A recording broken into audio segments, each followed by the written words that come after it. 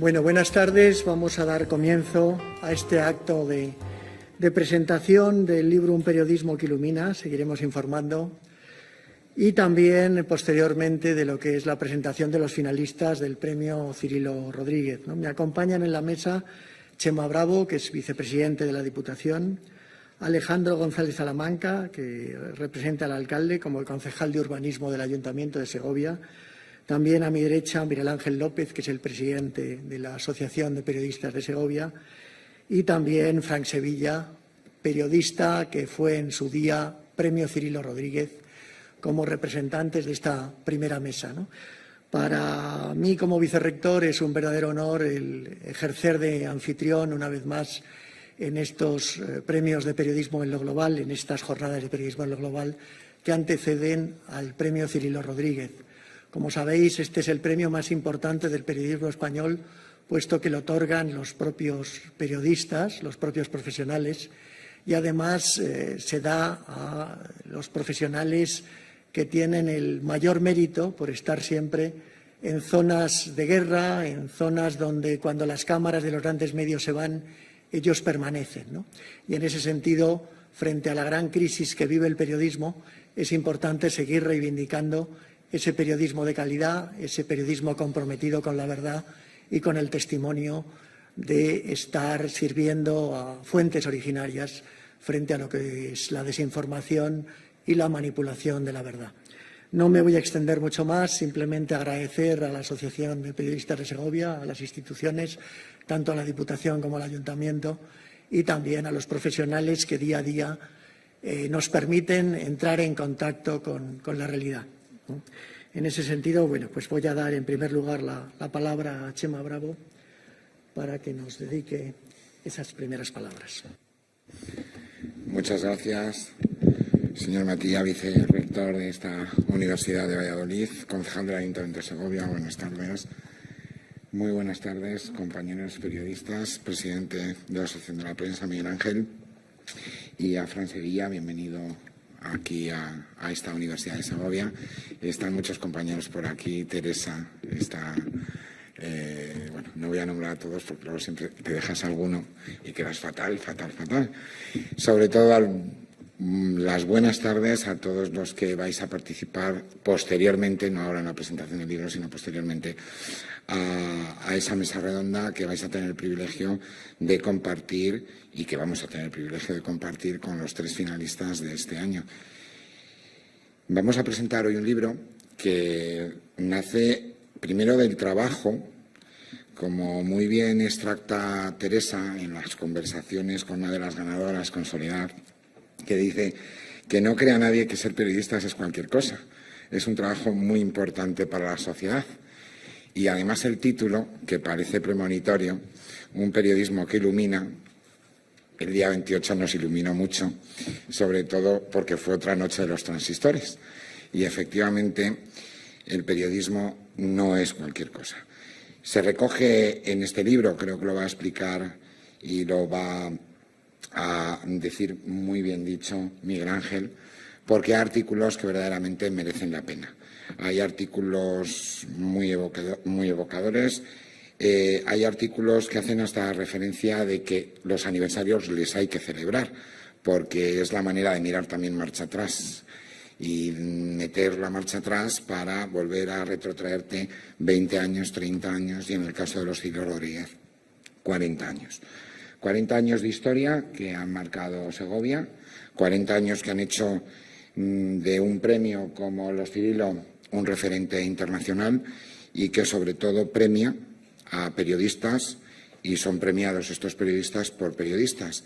Y siempre que en la profesión alguien te reconoce y te reconocen los de la profesión, pues creo que yo creo que el máximo culmen que puede tener un profesional.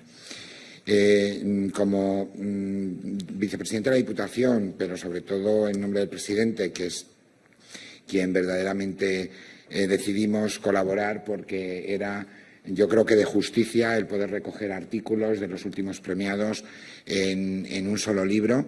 Hemos querido celebrar este 40 aniversario con la publicación, con el nacimiento de este libro, que va a ser todo un éxito. Yo animo a la gente a que se haga con él, por lo que he dicho al principio. Hay artículos que son verdaderamente fantásticos y que no hay que desvelar, porque esto es como las películas, no puedes decir el final, pero si no, luego no vas a verla.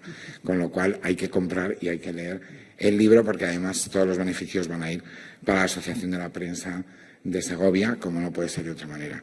Muchísimas gracias a todos los miembros de la directiva por el trabajo que hacéis, por ese inagotable trabajo que hacéis todo el año, porque esto parece que es de 3 días y es un trabajo de todo el año. Y, desde luego, animaros a que continuéis, porque, como muchas veces dice Miguel Ángel, sin periodismo no hay democracia. Y termino con tus palabras, porque es un momento que, además, esas tienen que resonar por muchas esquinas del mundo, no solo por aquí. Muchísimas gracias. Tiene la palabra ahora Alejandro González Salamanca, concejal de Urbanismo. Muy buenas tardes. Muy honrado de estar en esta sede universitaria de la Universidad de Valladolid, en su sede segoviana, de la que nos sentimos muy orgullosos y que es un referente de educación y de enseñanza en la ciudad de Segovia. Es el futuro de la ciudad de Segovia. Indicar también, como concejal de urbanismo, que siempre que vengo a este magnífico edificio nos engaña por fuera, pero por dentro no deja uno de admirarle su diseño y su calidad.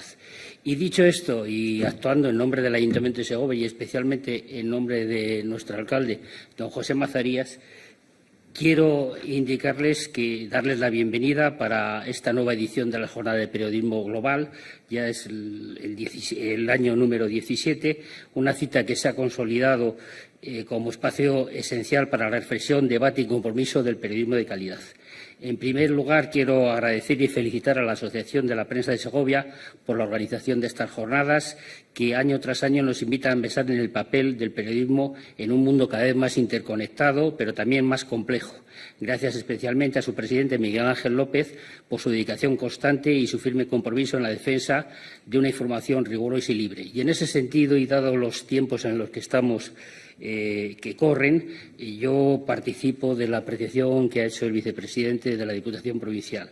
Uno de los elementos básicos de la democracia es la prensa libre. Una prensa libre que, como está demostrado por todos los que están aquí presentes y por los conocimientos que nosotros tenemos en nuestra ciudad, nos garantiza información veraz, opiniones, que también es periodismo de calidad, y, en una palabra, es uno de los 4 elementos importantes para nuestra democracia. Dicho esto, pues agradecido por estar aquí y felicidades a todos los organizadores. Tiene la palabra Miguel Ángel López, presidente de la Asociación de Periodistas. Pues muchas gracias. Y lo primero que tengo que decir es recoger la frase que decía José María Bravo. Sin periodismo no hay democracia, pero sin periodistas no hay periodismo. Sin periodistas no hay democracia, porque el periodismo lo hacen periodistas. Y precisamente este libro del que ahora vamos a ver la portada que nos van a proyectar aquí, tiene ese título de Un periodismo que ilumina. Yo agradezco mucho a la Diputación Provincial que acogiera la idea y con tanta premura de tiempo, porque lo dijimos en enero y el libro está aquí. Y eso pasa pocas veces. Ha sido un empeño de toda la directiva de la asociación, un empeño también de la propia Diputación. Yo sé que algún otro proyecto ha quedado en un plano un poco retrasado para que este saliera adelante. Y sale adelante para reconocer el trabajo de los últimos 14 premiados en el Premio Cirilo Rodríguez y heredero de una primera publicación que hizo la asociación cuando se cumplieron los 25 primeros años del Premio Cirilo Rodríguez. Aquel libro se titulaba Seguiremos informando y recogía las semblanzas y los testimonios de los 25 primeros premiados. Este se titula Un periodismo que ilumina y tiene de subtítulo el mismo, Seguiremos informando, porque de eso se trata. En este momento el periodismo está en una encrucijada, en un cruce de caminos, con varias alternativas. Como decía José María Bravo también, los aniversarios son una oportunidad para mirar atrás, pero también para mirar hacia adelante, hacia dónde vamos, ¿no? Y esa reflexión es obligatorio hacerla, la tenemos que hacer los propios periodistas, sobre todo ahora que nos vapulean, que nos tergiversan, que tenemos que combatir no ya con otros compañeros, colegas, para ver quién es el primero el que hace mejor la noticia, sino con otros que no son ni siquiera periodistas, o con las redes sociales, ¿no? Las nuevas generaciones tienen otros cauces para informarse. Por eso nosotros hemos querido iluminar lo que en cierto modo es una oscuridad en la sociedad actual, el que haya ese cúmulo de información excesivo en muchos casos, ¿no? Los periodistas, los verdaderos, los que van a los sitios y ven lo que ocurre y después lo cuentan con imágenes, con palabras escritas o con su propia voz, son los que iluminan esa realidad, los que tienen que darnos la idea de lo que ocurre en el mundo para que nosotros, con espíritu crítico, después lo juzguemos y tengamos nuestra propia opinión. Sin periodismo no hay democracia. Sin periodistas no hay democracia. Y la democracia se tambalea cuando la información se tergiversa, cuando la información no es tal. Ahora estamos en unos tiempos en los que la alfabetización mediática es más necesaria que nunca. No ya solo en las nuevas generaciones, sino incluso en las personas más adultas que vamos teniendo más edad, porque si no nos enganchamos a esos nuevos cauces de información, perderemos el hilo, perderemos la luz. Por eso este libro rinde tributo a los 120 profesionales que forman la nómina del Premio Cirilo Rodríguez en los últimos 40 años. Lo mejor del periodismo español dedicado a hacer la información internacional, en lugares de conflicto o en lugares donde hay conflictos que no son guerras. Porque, por ejemplo, tenemos aquí un finalista hoy, Antonio Delgado, que está en París y allí hay otro tipo de guerras, pero también hay conflictos. Y como digo, para nosotros es un motivo de agradecimiento la sensibilidad de la Diputación, la sensibilidad de las instituciones que cada año patrocinan el Premio Cirilo Rodríguez, que es un escaparate para el periodismo cada primavera en Segovia, gracias al Ayuntamiento de Segovia, a la Diputación Provincial, a CaixaBank, cuyo representante no ha podido llegar aquí hoy a tiempo para estar con nosotros, pero esos apoyos son fundamentales, junto a otras colaboraciones de empresas y de instituciones segovianas como Procose, como la Red de Paradores o como Iberia, que también nos facilita billetes para los finalistas que puedan venir desde donde estén. Como digo, es una labor colectiva en la que tengo que agradecer especialmente el trabajo de mi junta directiva. Cuando nos propusimos hacer este libro, dijimos, bueno, tenemos que sacar los testimonios de los 14 premiados. Y cada uno, como somos 7, pues 2. Pero además hemos pedido otras colaboraciones, que es lo que decía José María Bravo, que hay que descubrir. Ahí está Rosa María Calaf, que nos dio de forma indirecta el titular del libro. Ahí está Gervasio Sánchez. Ahí está también Diego Carcedo y Felipe Sagún, que son, Felipe y Diego, los 2 veteranos premiados con el Premio Cirilo Rodríguez, que lo recogieron en 1984 y 1985, nada menos. O 1985 y 86, para ser exactos. En el 84 lo tuvo Manu Leguineche. Esa trayectoria queremos seguirla manteniendo y esa trayectoria está aquí. Y para finalizar este pequeño acto y dar luego paso a las jornadas y conocer a nuestros finalistas, tengo aquí a Fran Sevilla, que fue Premio Cirilo Rodríguez en el año 2000, el año aquel que decían que se iba a caer todas las redes y se iba a caer todo, que luego no se cayó nada más que alguno que otro, ¿no? Fran.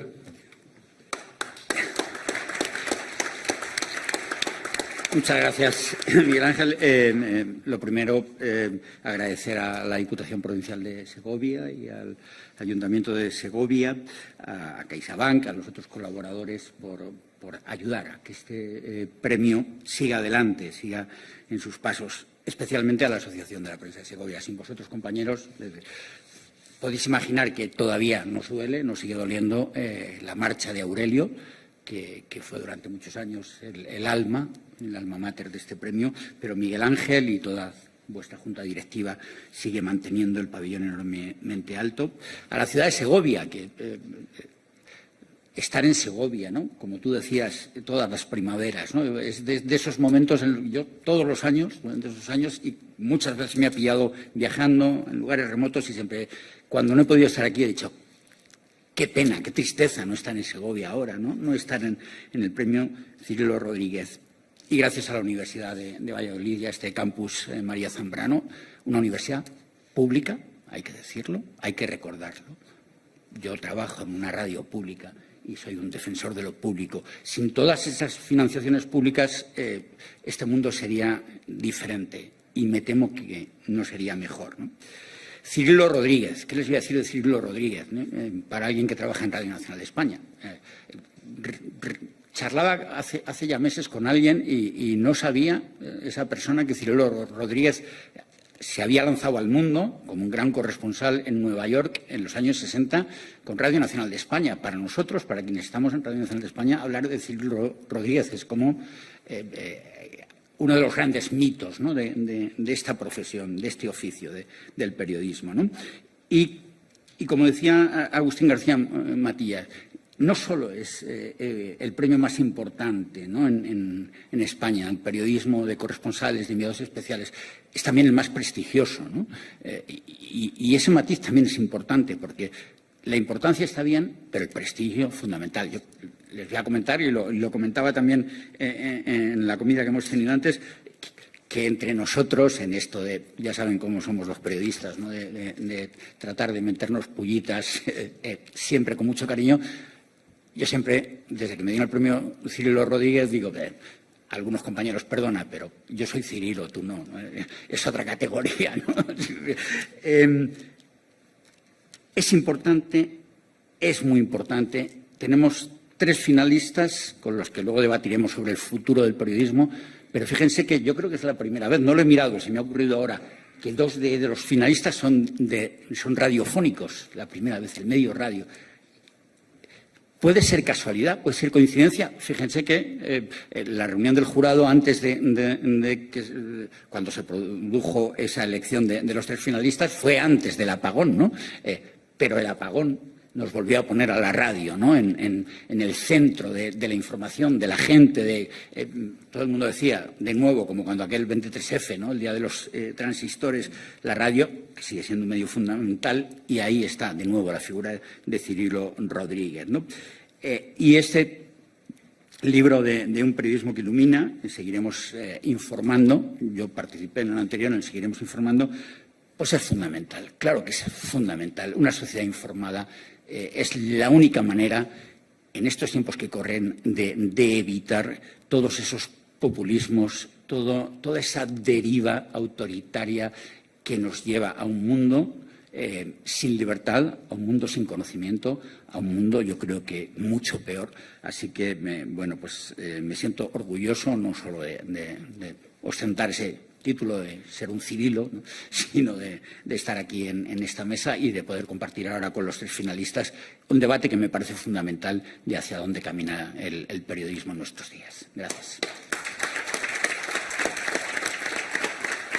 Bueno, pues antes de dar la palabra a Emilio Morenati, Antonio Delgado y Nicolás Castellano, simplemente un comentario final reforzando lo que decía Fran, ¿no? Realmente los medios públicos son imprescindibles. El haberme encontrado con un exalumno de la Universidad Complutense al que di clase y al que admiro, creo que recuerda con cariño mis clases, pero sobre todo el deciros que es imprescindible mantener la enseñanza de la comunicación en las universidades públicas, porque es la forma de seguir respetando el periodismo de calidad, el periodismo auténtico, frente a la gran ofensiva de otras formas de comunicación que no son periodismo. Efectivamente, sin periodistas no hay periodismo y es imprescindible el periodismo para el desarrollo de la democracia. Estamos en una crisis de carácter social terrible, estamos en una crisis en la que la desinformación y la falta de búsqueda de verdad es flagrante y es imprescindible seguir ejerciendo ese periodismo del que hablaba también el propio Kapuscinski y ejercía el propio Kapuscinski, que es, a pesar de que la objetividad sea imposible, la búsqueda de la verdad es el objetivo fundamental de esta profesión. Y en ese sentido, pues profesionales como los que tenemos en esta mesa, como los que van a subirse a la mesa como finalistas del Premio Cirilo Rodríguez, son los que defienden ese periodismo auténtico y que refuerza la idea de democracia. Por lo tanto, solo me resta el agradecimiento, aunque tengamos una pequeña representación de alumnos, porque sabéis que esta época siempre es fatal, están en exámenes y, sin embargo, tenéis una representación amplia de la Universidad de la Experiencia. Hasta el último suspiro tenemos que seguir defendiendo una sociedad comprometida con la verdad, y el hecho de que estéis vosotras y vosotros aquí es esa garantía. El que haya alumnos del grado en comunicación digital, alumnos de enfermería, de la junta directiva, alumnos del máster en comunicación con fines sociales, pues nos garantiza el que vamos a poder seguir reforzando el que esta profesión exista en busca de esa verdad que es la utopía posible. Muchísimas gracias y damos la palabra a los finalistas del Premio Ciclo.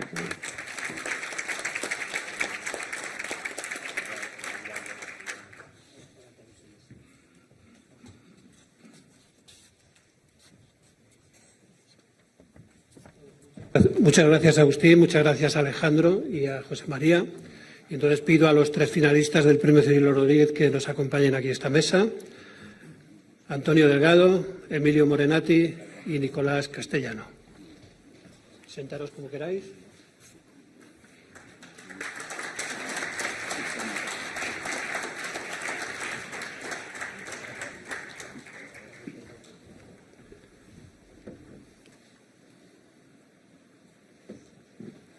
Bueno, el preámbulo ya lo hemos hecho con la presentación del libro y yo voy a ser breve también en la presentación de nuestros 3 finalistas. Cada año, Fran es consciente, porque es miembro del jurado desde poco después de que lo ganara en el año 2000, o sea que llevas ya unos cuantos años de experiencia en el jurado lo tiene difícil cada primavera. Tenemos entre 12 y 15 candidatos cada año, y elegir 3 es sumamente difícil, ¿no? Y luego las votaciones son como son, ajustadas y a tenor de los méritos que atesora cada uno de ellos, ¿no? Tenemos a 3 representantes hoy de ese periodismo de la verdad que decía Agustín García Matilla hace un momento. Por hacerlo por quien está más cerca de mí, voy a empezar por Antonio Delgado, corresponsal de Radio Nacional de España en París. Él es jienense, del año 77, y es una de las voces más reconocibles y reconocidas de la radio pública. Sus informaciones destacan por su estilo directo, su capacidad explicativa, el poner imagen a través de la voz es una de sus características, y sus coberturas se caracterizan siempre por el rigor y la profesionalidad. Corresponsal en París desde 2021, aportan sus crónicas contexto y profundidad. Y como yo decía antes al principio, bueno, París parece una plaza fácil, cómoda, pero París, Francia, es el cogollo de la Unión Europea, ¿no? Más casi que Bruselas en algunos aspectos, ¿no? Y desde Aviñón, con el caso Pelicot, o desde los chalecos amarillos, no sé, miles de cosas, lo que ocurre en el extrarradio de París, que es todo un planeta con muchos continentes, fácil no lo tiene. Seguimos. Al lado de Antonio está Nicolás Castellano, Nico, así le llaman en su propia empresa cuando conectan con él, enviado especial de la cadena SER, es canario, del mismo año que Antonio, del año 77. El acento no lo ha perdido y eso le da un punto de personalidad a sus crónicas también. Lleva 25 años realizando reportajes en más de 50 países, ¿no? Acaba de volver ayer de Ucrania y, bueno, sus coberturas son también reconocibles, ¿no? Pero, bueno, también esos 50 países repartidos por todo el mundo. Tiene tiempo incluso para escribir libros, ha tenido algunos como Me llamo Adu, en África, o Mi nombre es nadie. Tiene premios y, como decía, igual que Antonio, a través de la voz nos pone en imágenes lo que está ocurriendo, ¿no? Lo que él ve lo puede ver el oyente. En el sentido de visualizar lo tiene más fácil Emilio Morenati, porque él trabaja con la imagen, que no es nada fácil tampoco, ¿no? De Emilio nos han dicho que no pide permiso para hacer fotografías, pero que tiene la sensibilidad de saber dónde no tiene que meterse. Yo creo que él mismo lo reconoce algunas veces, ¿no? Emilio tiene 2 prestigiosos premios Pulitzer, entre otros, y él trabaja para un medio internacional, Associated Press, AP, como se resume, ¿no? Y en sus coberturas incluye todo: conflictos armados. A mí me acaba de sorprender la cobertura que ha hecho de la Semana Santa de Sevilla, por ejemplo. Así que aquí están, puestos en contexto, los 3 finalistas del premio Cirilo Rodríguez. Mañana a estas horas ya se sabrá, a lo mejor ellos todavía no, el jurado ya habremos decidido quién es de los 3 el ganador de esta 40ª edición. Para los que lo organizamos, el ganador tiene un mérito, pero los otros 2 finalistas también son premiados. No se queda la condición de finalistas ahí. Ellos se van a llevar una figura de la lente de la Tierra un poco más pequeña, pero también forman parte de los Cirilo. Así que, tras esta introducción, les voy a pedir a ellos, para que luego dialoguemos y después puedan ustedes intervenir también, les voy a hacer una pregunta genérica a los 3 para que la vayan respondiendo por orden y después interactuamos, ¿no? ¿Cómo veis el periodismo de hoy? Con todo esto que hemos dicho, esa pregunta que es tan amplia y tan inconcreta, quiero que me la concretéis. Antonio. Qué pregunta, ¿no? Por hacer un esfuerzo de síntesis, que en la radio siempre es recomendable, yo diría que lo veo mal. Por ser un poco más profuso, yo diría que lo veo mal, pero más necesario que nunca. Y voy a intentar de explicarlo brevemente, quizás suene trivial, de alguna forma se ha explicado ya.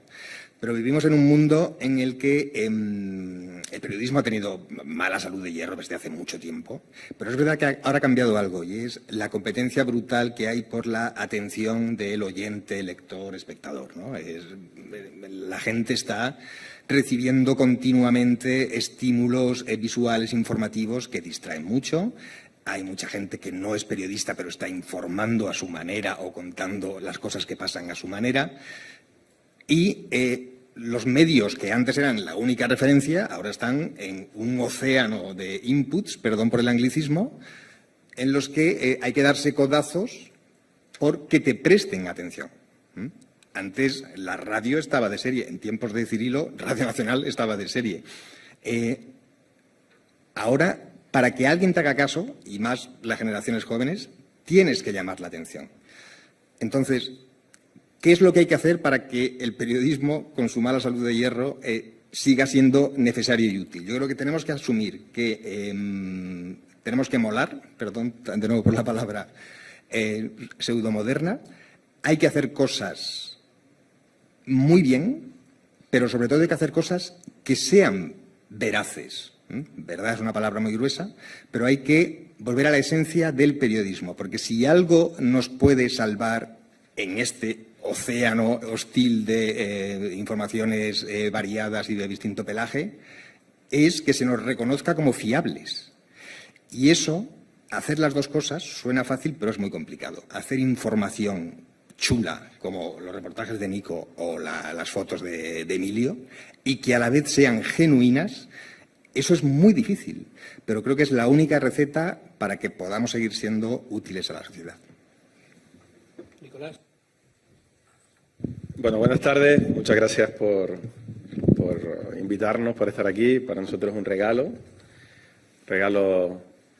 al curro que hacemos durante muchísimo tiempo y en sitios de lo más pintorescos, así que orgullosos y felices de estar aquí con ustedes en Segovia y compartir este Cirilo y esta oportunidad. De verdad que para mí es estoy como un niño pequeño disfrutando del regalo, del juguete. Y bueno, para contestar a la pregunta y por llevar la contraria, creo que tenemos más y mejor periodismo que nunca. Lo que tengo la duda es si tenemos la mejor y más sociedad informada de la historia. A pesar de tener más acceso que nunca a la información, a los medios, a reporteros y reporteras por todo el mundo, lo que sí tengo la duda es si esa sociedad en general, no solo la española, la occidental, la rica, está más y mejor informada. El periodismo se reivindica solo, con las historias bien hechas, como las que hace Antonio, con las imágenes que ha hecho Emilio ahora, por ejemplo, de la muerte del Papa. La gente no ha compartido fotos o imágenes virales de un influencer. La gente ha compartido las portadas de Emilio de la ceremonia fúnebre del Papa Francisco o del nuevo Papa, ¿no? Y cuando la gente quiere saber qué pasa con la conflictividad religiosa, el racismo, la xenofobia en Francia, o qué pasa con la amalgama de posibilidades de gobiernos en Francia, la gente pone al corresponsal de Radio Nacional y no va a buscar a un opinador de turno de un blog de tercera.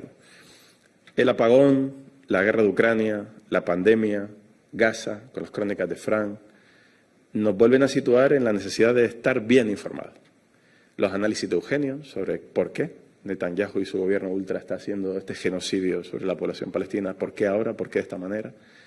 Así que creo que, por llevar la contraria, que somos muy dados en las reuniones de periodistas a flagelarnos y a decir que todo está muy mal, creo que tenemos más y mejor periodismo que nunca. Aquí tenemos un ejemplo, estoy muy orgulloso de compartir este premio y esta posibilidad de premio con Antonio y con Emilio.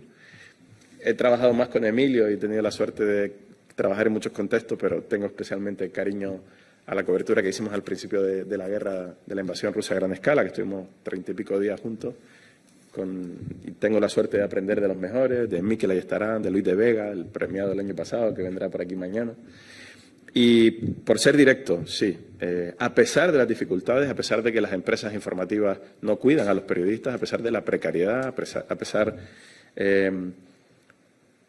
también de cómo se ha vilipendiado los medios públicos que yo defiendo y que son absolutamente necesarios, creo que tenemos una generación de reporteros, de reporteras, de periodistas, y lo hemos visto en Ucrania, lo hemos visto ahora en la cobertura de Gaza, a pesar que no nos dejan entrar a Gaza, y lo hemos visto en muchos sitios. Creo que tenemos un momento en el periodismo español muy bueno.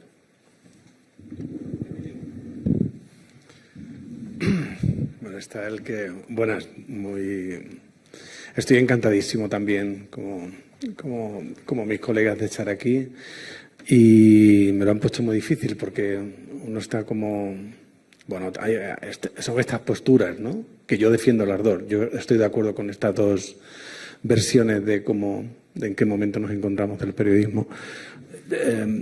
No me voy a poner como un ejemplo, pero es el único ejemplo que conozco de verdad, el que yo he vivido en estos últimos 30 o 40 años de periodismo. Yo empecé en un periódico local muy pequeño y me costó 20 años aprender el oficio hasta empezar un poco a sentirme que dominaba un poco este lenguaje, digamos, visual, ¿no? Y digo que me costó 20 años porque en esos 20 años hice muchas fotos de todos los eventos a los que me mandaban y a los que yo mismo me mandaba también, porque quería aprender la profesión. Cuando yo empecé en ese periódico local, en un periódico muy modesto de Jerez, que se llamaba El Guadalete, y era tan modesto que la gente le llamaba El Guarralete. Allá aprendí muchas cosas, mal pagado. Casi algunas veces no me pagaban por las fotos que hacía. Pero mi objetivo es llegar donde yo he llegado hoy, donde estoy yo en este momento.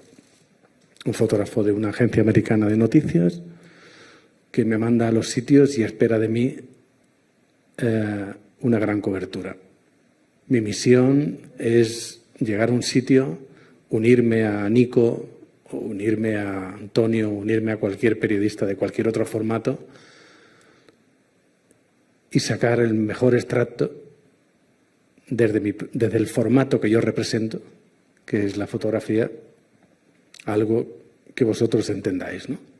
A mí me parece una profesión muy noble. Yo cuando la descubrí dije, esta es la que quiero, no porque me guste la fotografía, sino porque me parecía de una nobleza muy exclusiva, ¿no? Y hay una cosa que ha dicho Antonio que me interesa mucho, que es el punto genuino que se le da al periodismo cuando empiezas a dominarlo.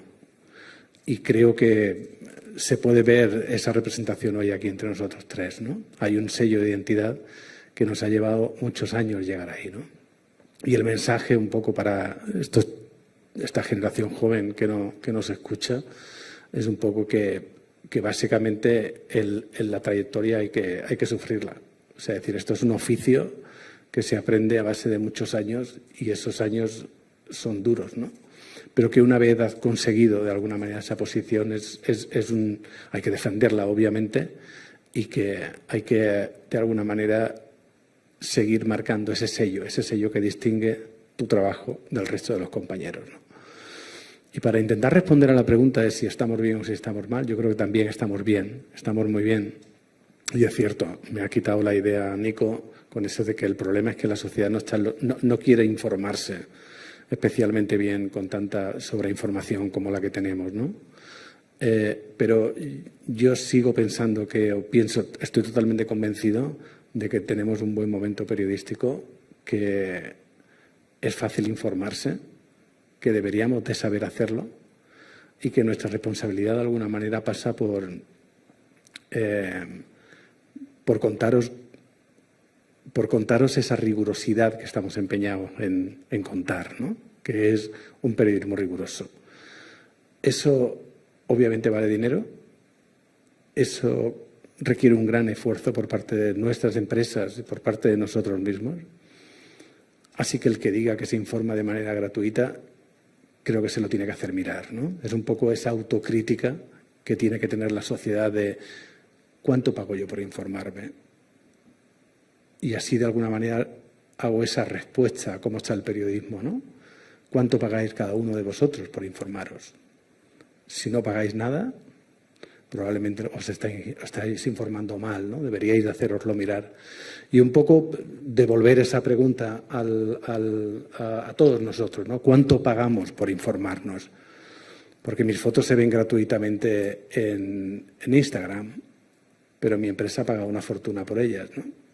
¿Qué pasa ahí? Yo creo que un poco para abrir ese debate, ¿no? ¿Quién paga el periodismo, no? Pues gracias a los tres.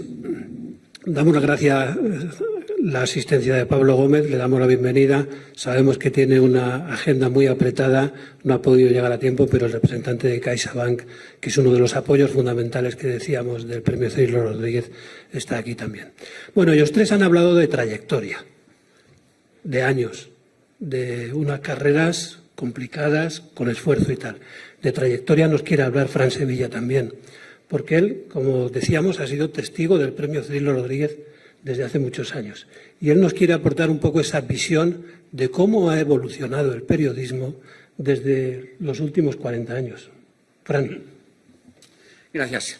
Sí, la verdad es que esta mañana, pensando un poco en cómo iba a ser esta mesa redonda, ahí en la redacción, en un momentito, digo, voy a anotar unas cuantas ideas, ¿no?, sobre lo que es, o cómo veo yo, lo que llamo el oficio de corresponsal, ¿no? Y utilizo la palabra oficio, como lo utilizaba Emilio, consciente de lo que digo, porque lo digo de una manera como a la antigua, ¿no? Casi artesanal. El buen periodismo es casi artesanal, aunque la tecnología, y voy a hablar también de ello, haya transformado muchas cosas, ¿no? Yo empecé, mis primeras guerras fueron en el año 83, año 64 en Centroamérica y evidentemente he vivido toda una evolución. Yo creo que ha habido una doble evolución con dos factores. Por un lado, el tecnológico y, por otro lado, el profesional, ¿no? El tecnológico es fácil de entender. Si yo les digo que yo, por ejemplo, pues hace justo 40 años, cuando se ponía en marcha el premio Cirilo Rodríguez, estaba en una selva de Guatemala metido con un grupo guerrillero y estuve una semana sin tener ningún contacto con el exterior, sin poder enviar ninguna crónica, porque entonces solo podías enviar las crónicas por teléfono fijo, ¿no? Algo que evidentemente las nuevas generaciones prácticamente desconocen, ¿no? ¿Qué les voy a decir de las televisiones que filmaban, o de los fotógrafos, los carretes, que los ponían, los llevaban a un aeropuerto para que los enviaran en avión a sus redacciones, a sus sedes centrales, ¿no? Todo eso fue evolucionando, el teléfono se pasó al teléfono satélite, en la antigua Yugoslavia ya empezaron a surgir los teléfonos satélites, después, en el año 2000, empezó Internet. Yo, cuando hablo ahora con jóvenes estudiantes de periodismo o con jóvenes periodistas, digo, ¿cómo hacías periodismo cuando no había Internet? Con oficio, efectivamente. La tecnología nos ayuda, sin ninguna duda, pero el oficio de periodismo va más allá, ¿no?, de la tecnología, ¿no? Es cierto que la tecnología nos ha dado algunas ventajas, como la inmediatez, como el poder contar las cosas, y además poder contarlas en un abanico cada vez más amplio, porque estamos acudiendo a ese formato de periodismo en el que tienes que hacer una crónica de radio, escribir un texto en la página web, hacer un vídeo, etcétera. Y bueno, pues llegas a un público más amplio. Pero esto también tiene sus riesgos, ¿no? Tiene el riesgo de, a veces confundimos la importancia con la urgencia. No necesariamente lo importante es urgente, ¿no? En Radio Nacional tenemos una máxima fundamental, que es que antes de dar algo hay que confirmarlo, ¿no? Por muy urgente que parezca, primero hay que saber que lo que estamos contando es tal y como lo estamos contando. Otro riesgo es el de la superficialidad en el que podemos caer en vez de la profundidad de un análisis riguroso de la información, ¿no? Y, sobre todo, el espectáculo. A mí me preocupa especialmente el espectáculo en que está cayendo un determinado tipo de periodismo, ¿no? Que es algo que, evidentemente, yo llevo asistiendo a ese desarrollo desde el año 90-91, desde la crisis y guerra del Golfo, que es cuando, con esa cadena de televisión CNN empieza a ponerse de moda esto de lo que yo llamo el infoentertainment, ¿no? La información que entretiene. Antes hablamos con Emilio de eso, ¿ya? Entretenimiento, no información, ¿no? Son dos cosas distintas, ¿no? Ese espectáculo se ha agudizado últimamente con las redes sociales. Lo siento mucho, pero no tener un teléfono móvil te convierte en un periodista. Lo siento mucho, pero no hacer un vídeo, un selfie, lo que sea, y enviarlo a redes sociales significa que tú estés informando. No tiene nada que ver, ¿no? Entonces, yo creo que, como periodistas, a día de hoy tenemos tres batallas fundamentales. En primer lugar, la batalla de la palabra, ¿no?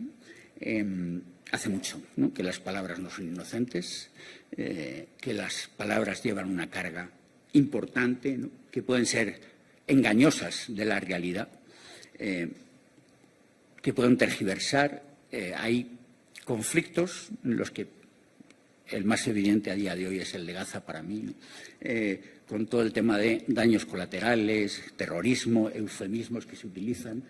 Tenemos que ser muy rigurosos los periodistas, en no caer, ¿no?, en la utilización de ese lenguaje que distorsiona la realidad. Así que sí, tenemos que dar la batalla de la palabra.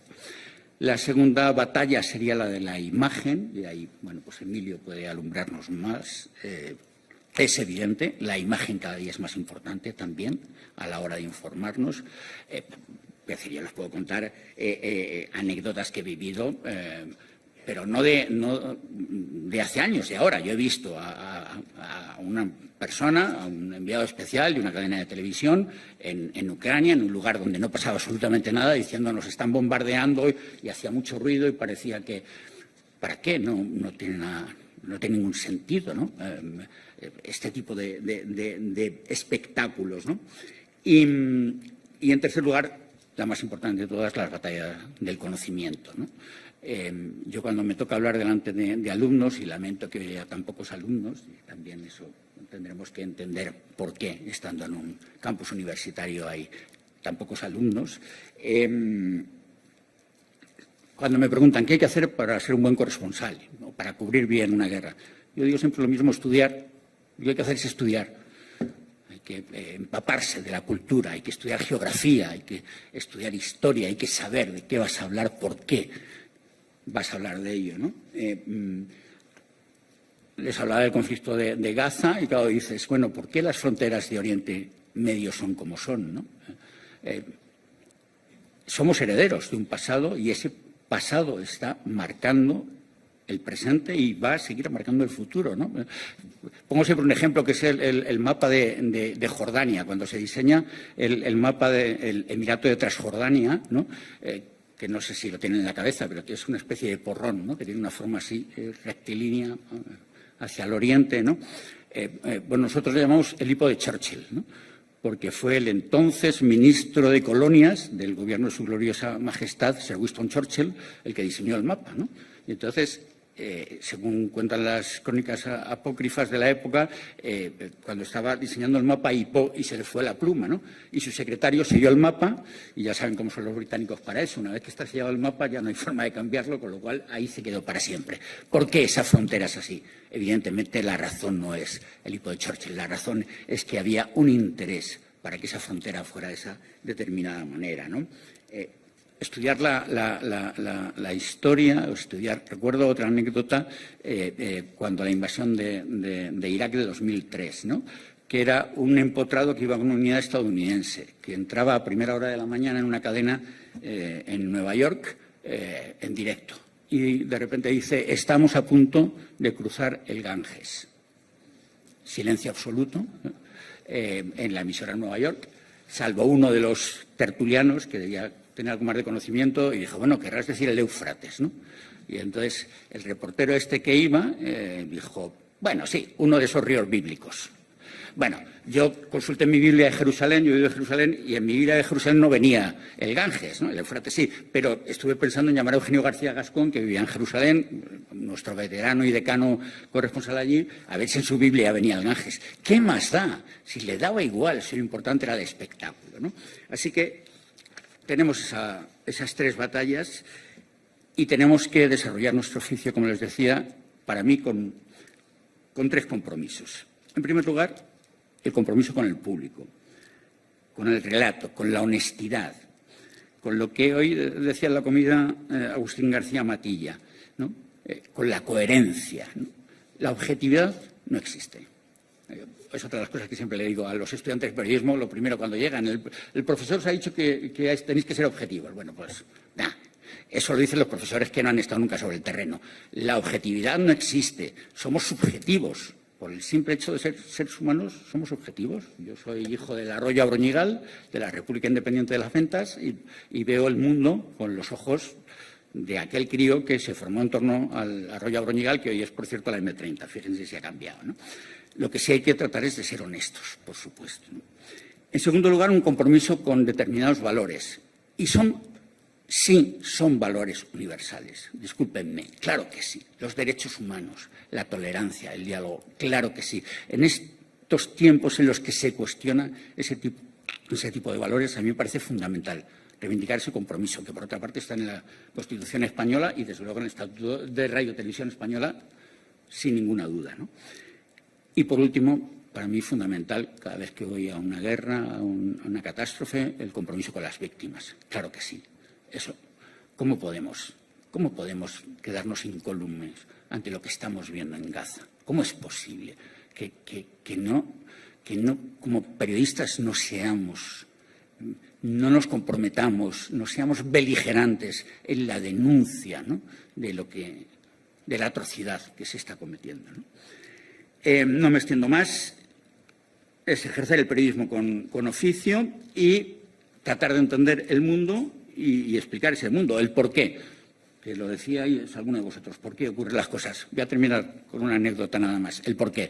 No sé si recuerdan lo que le ocurrió a George W. Bush en una campaña en la reelección en el año 2004, que fue a un colegio, ¿no? Y entonces estaba allí en el colegio y suelta su speech, su discurso, y a los alumnos le dice, bueno, niños, ¿hay alguno que quiera preguntarme algo? Y un niño levanta la mano y dice, bueno, ¿tú cómo te llamas? Yo me llamo Johnny, presidente. Bueno, Johnny, ¿tú qué quieres saber? Dice, yo tengo 3 preguntas, presidente.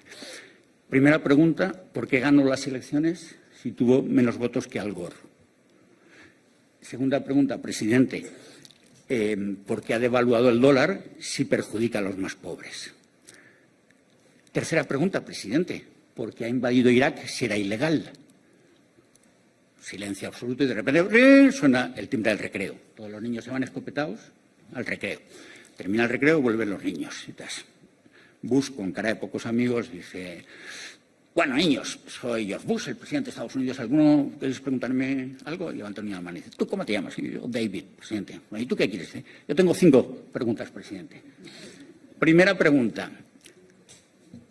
¿Por qué ganó las elecciones si tuvo menos votos que Al Gore? Segunda pregunta, presidente. ¿Por qué ha devaluado el dólar si perjudica a los más pobres? Tercera pregunta, presidente. ¿Por qué ha invadido Irak si era ilegal? Cuarta pregunta, presidente. ¿Por qué ha sonado el timbre del recreo si no era la hora? Quinta pregunta, presidente. ¿Dónde está Johnny? A lo mejor iba en un vuelo camino, no sé si de una cárcel en El Salvador o de una de esas. En fin, el porqué, fundamental, siempre el porqué. Gracias, Fran. Bueno, vamos perfilando un poco de qué va la mesa redonda, ¿no? Que, por supuesto, el contexto general es periodismo, pero se han dicho varias cosas, ¿no? Emilio nos ha dicho una al final de su intervención. Dice, bueno, tenemos que hacernos todos, el público y nosotros mismos, cuánto pagamos por la noticia o cuánto estamos dispuestos a pagar. Los medios públicos nos lo ofrecen gratis, entre comillas, porque lo pagamos con los impuestos. Entonces, tenemos que ser exigentes con los medios públicos para que lo hagan lo mejor posible, ¿eh? Pero luego ha mencionado Fran otra cosa, ¿no? La urgencia. Con los tiempos la urgencia ha cambiado. En el libro que hemos presentado hace un momento, Felipe Sagún dice, nuestra guerra fue la de Vietnam, que han pasado años. Una guerra en la que se contaba de una manera casi igual, pero el resultado era distinto, porque los carretes tenían que volar o los teletipos tenían que llegar las noticias y normalmente la crónica se escribía al día siguiente y el lector o el destinatario la recibía a lo mejor con 2 días o más, ¿no? Ahora estamos invadidos por la urgencia. Desde hace unos cuantos años ya, pero cada vez más. Las redes, que también mencionaba Fran, nos condicionan mucho, ¿no? Porque es verdad que quien tiene un móvil y hace una foto no es periodista porque haga eso y lo ponga en una red social, ¿no? Pero los propios periodistas incurrimos en decir, coño, esto está aquí, esto tengo que hacer algo, ¿no? Porque ya lo han puesto ahí, ¿no? Esa urgencia nos condiciona. Esa urgencia, yo creo, como lo veis vosotros, y os condiciona también, ¿no? Supongo que los jefes piden que actuéis con urgencia, ¿no? Siempre. No sé quién decía, no sé si era García Márquez, porque ya no recuerdo, pero me quedé con la frase, ¿no? La mejor noticia no es la que se da antes, sino la que se cuenta mejor. Yo no sé si esa diatriba, esa dicotomía se sigue dando o si esa urgencia impera. ¿Cómo lo veis?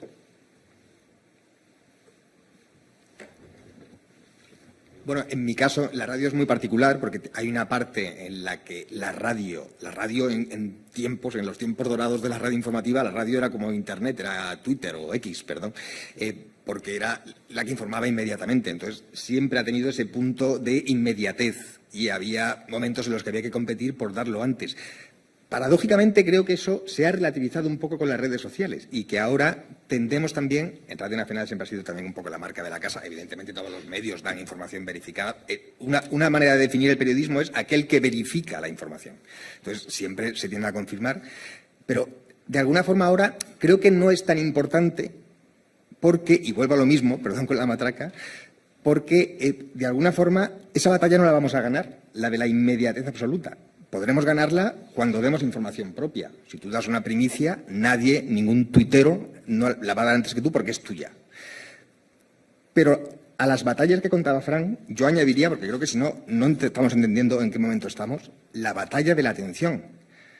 La forma en la que recibimos información no se parece o se parece muy poco a la que teníamos hace 20 años. Es verdad que la materia prima principal sigue siendo los medios de comunicación, es verdad lo que decía Nico, al final un porcentaje altísimo de la conversación digital gira en torno a lo que ha contado la SER esa mañana o a la foto que ha hecho Emilio, eso es cierto, pero la velocidad con la que se procesa es muy distinta y la velocidad con la que cambia la información es muy distinta.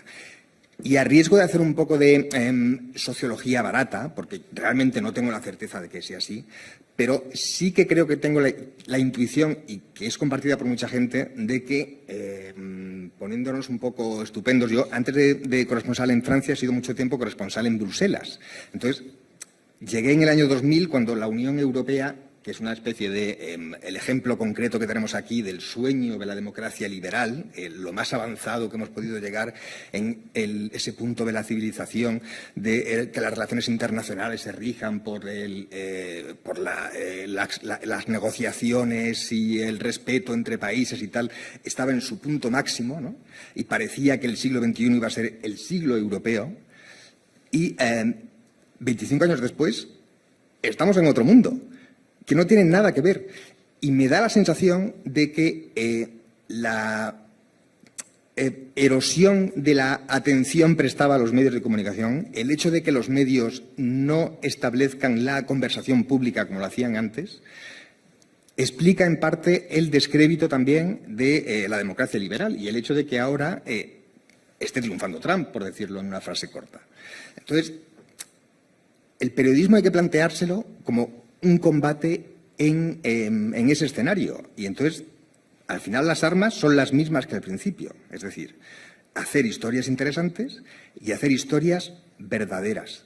A mí me gusta mucho, por citar el ejemplo, volviendo a la cuestión de la urgencia, el diario Le Monde. El diario Le Monde, hay una frase un poco sarcástica en Francia que dice que te cuenta con la fecha de mañana la información de ayer, porque el diario Le Monde todavía es un diario vespertino, que cuando sale la edición es al mediodía del martes, con la fecha del miércoles, y es un periódico que rara vez te cuenta la última hora, siempre trae información anterior. Pero está muy bien contada, tiene muy buenas fuentes, es un periódico muy bien escrito, y es un periódico con mucha personalidad. Entonces, yo creo que tenemos que ir a eso. El periodismo es necesario porque vivimos en un mundo muy complejo. Están pasando cosas muy difíciles de explicar.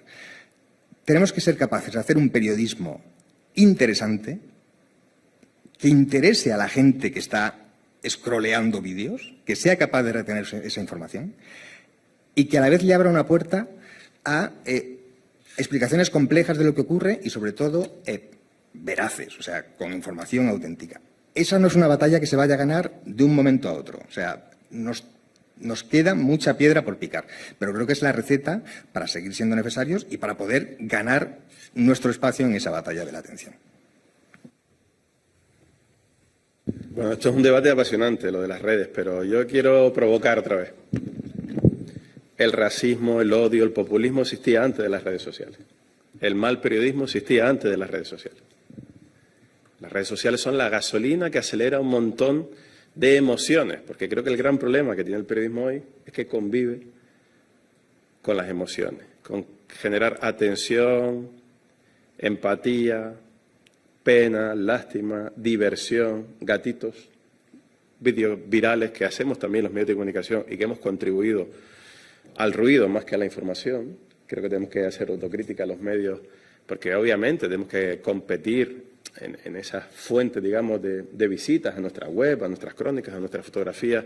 Las redes sociales pueden ser útiles, pero creo que tenemos que hacer autocrítica que los medios, y muchos medios convencionales, hacemos flaco favor si para subir número de visitas o para subir cifras utilizamos las redes sociales diciendo, ¿sabes cómo se hace el filete para que esté en su punto? ¿No? Yo recuerdo muchas veces en la facultad me enseñaban, jamás titules con una pregunta. Y hoy en día son puras preguntas, la mayor parte de los titulares que buscan el clickbait y los medios de comunicación. Pero otra vez voy a intentar ser optimista y no quiero ser naif, pero creo que las redes sociales nos están dando oportunidades de llegar a gente que ya en los últimos 15, 20 años, y ha hablado Fran de la evolución del periodismo, ya no pone la Radio Nacional o no ven las web de los periódicos de manera automática, como nosotros, no tienen este vicio que tenemos nosotros estar informados con la última hora, ¿no?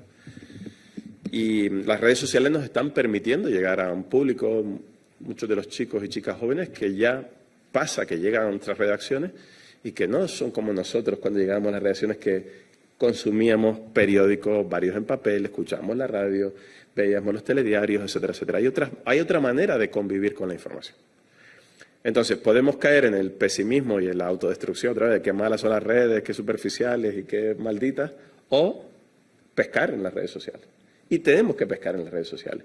Tenemos que recabar el interés de la gente, ahora bien, con historias bien hechas. Da igual que quieras hacer viral algo, si la historia no está bien hecha, si la foto no es buena. Cuando estábamos en el puente de Irpin con la huida masiva de la población al principio de la invasión rusa a gran escala, en marzo del 22, estábamos Emilio, Luis, Miquel, muchos compañeros allí. ¿Por qué todo el planeta abrió con esas fotos? Porque Emilio hizo una foto impresionante del éxodo de la gente saliendo debajo del puente. No porque hiciera un tuit o porque hiciera un vídeo de 15 segundos, sino porque un buen profesional hizo una buena historia, una buena imagen que capta el éxodo forzoso mayor desde la Segunda Guerra Mundial en un solo país en tan poco espacio de tiempo. Cuando tú tienes una buena historia, tienes una buena foto, una buena historia, un buen contexto de lo que está pasando en Francia, tú puedes moverla por las redes sociales y puedes jugar en la liga de captar la atención, que estoy muy de acuerdo contigo sobre cómo captar la atención y cómo volver a atraer al público a sentirse informado.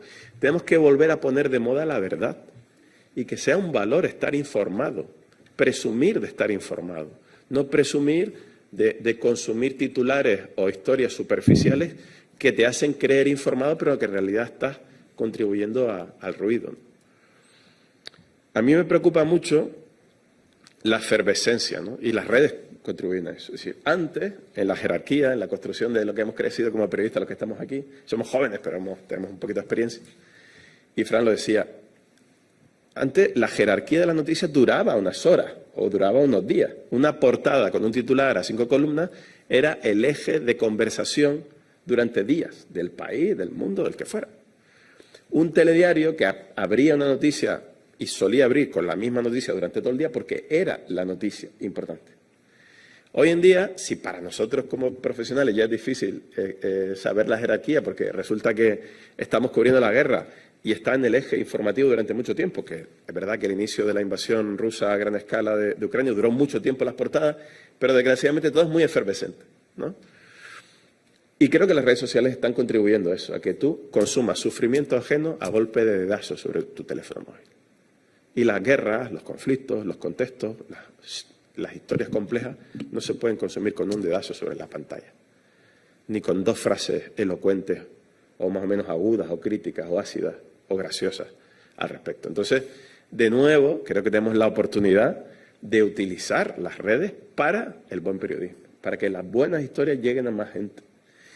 Yo les diré, por poner un ejemplo cercano, de repente historias que uno nunca piensa que va a cubrir y que pasan, ¿no? Y lo hemos comentado hoy en la comida todos, ¿no?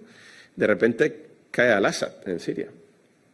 Y yo, que estaba en Siria antes de la guerra, luego no pude entrar, bueno, pues ya sabes por qué y tal. Nunca pensé que fuera a cubrir la caída de Bashar al-Assad. Nunca pensé que iba a entrar a Damasco y podía hablar con la gente sin ningún tío sensor al lado, haciéndome cortar las preguntas que incomodaran y tal. Pues resulta que las noticias que hicimos en esa semana en la SER sobre la caída de Bashar al-Assad, los vídeos, la prisión de Sennaya, esa prisión horrible, ¿no? que accedimos de manera rápida a un sitio como ese y tal, pues solo esa semana, en 5 días, los vídeos que hicimos al respecto allí lo vieron 3,5 millones de personas solo en TikTok.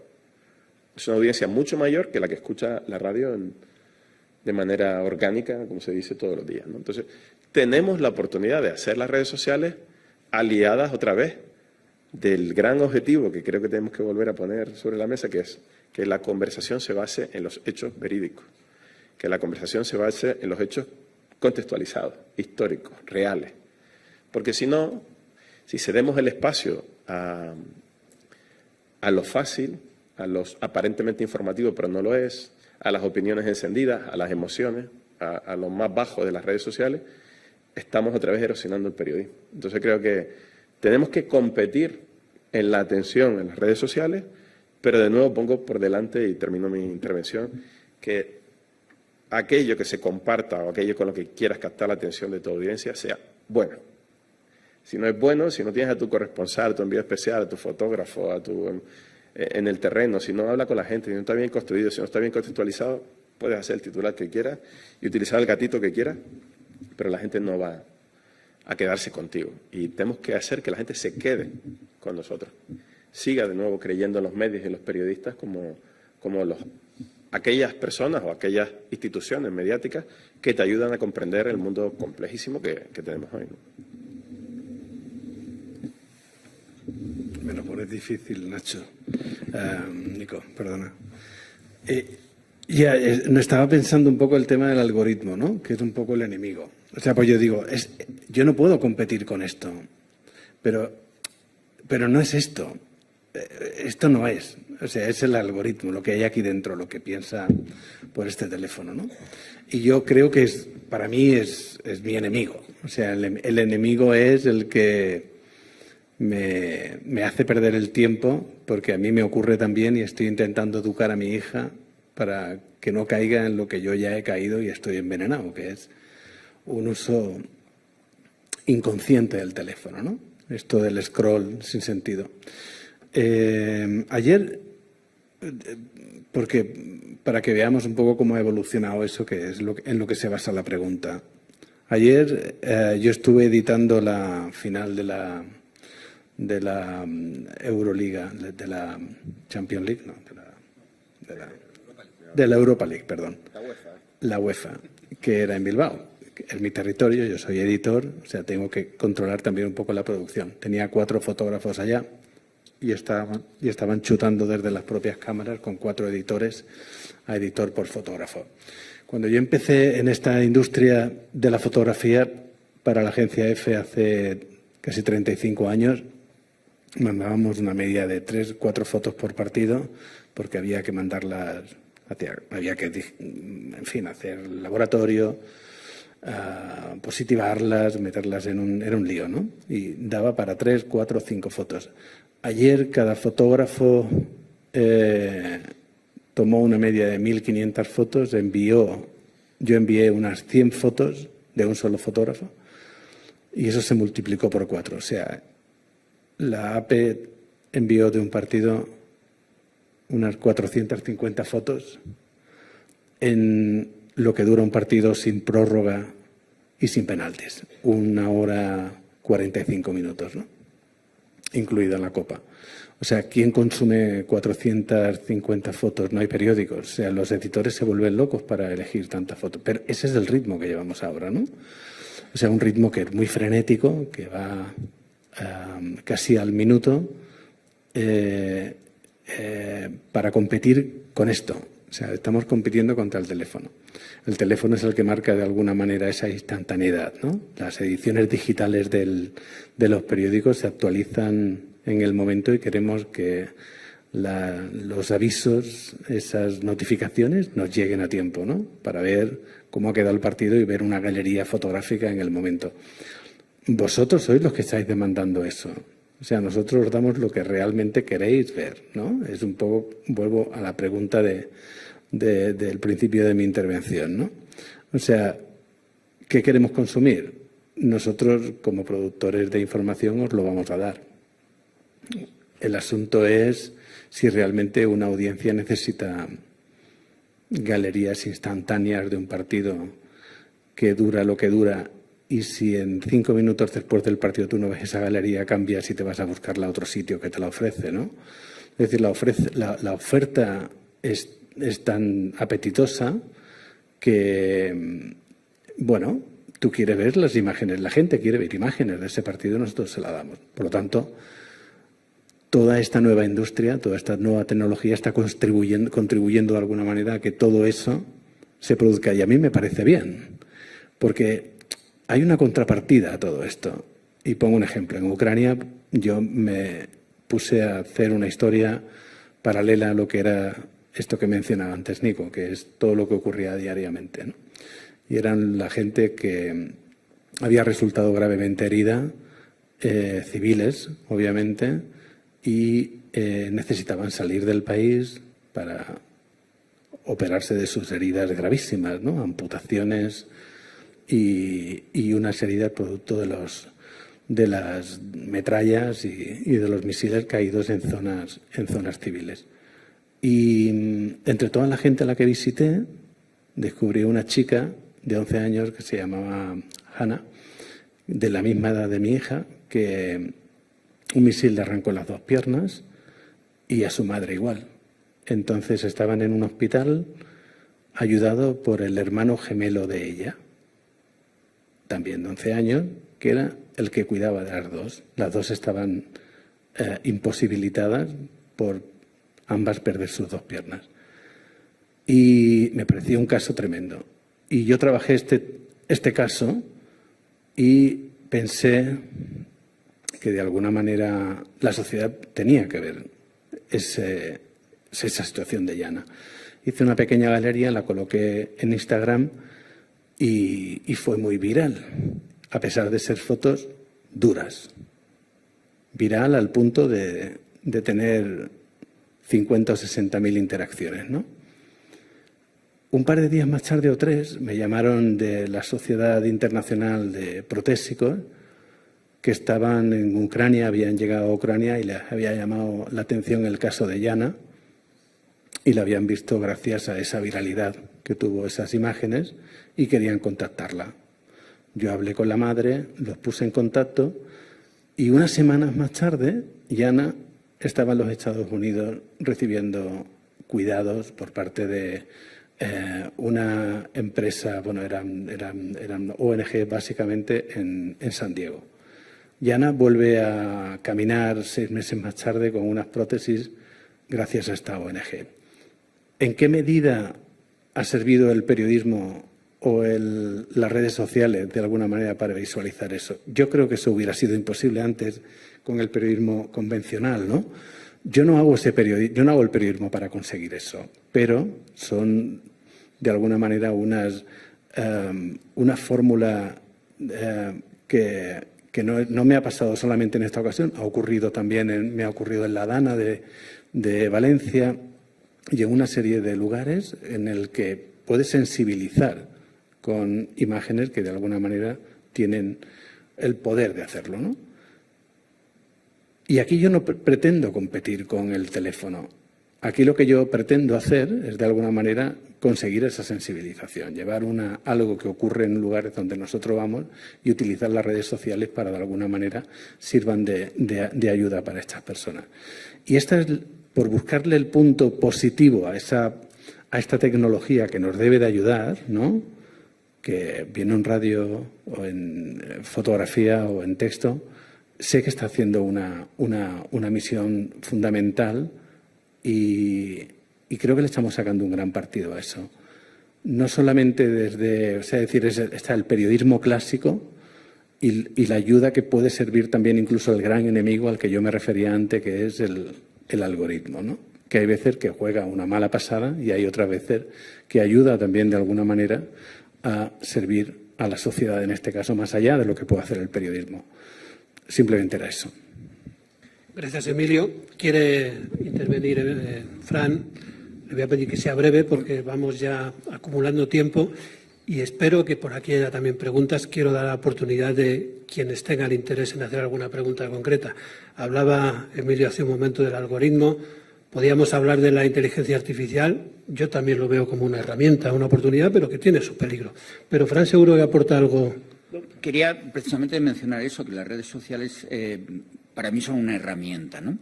Y el problema es el uso que se haga de la herramienta. Yo pongo un ejemplo, un martillo. Un martillo sirve para clavar clavos, normalmente la herramienta, ¿no? El problema es que hay algunos descerebrados que utilizan el martillo para abrirle a su mujer la cabeza, ¿no? Entonces depende del uso que se haga a esa herramienta, a las redes sociales. Pero hay un elemento peligroso y ese sí que es un debate que supera, que es lo que mencionaba Emilio y Miguel Ángel del algoritmo, ¿no?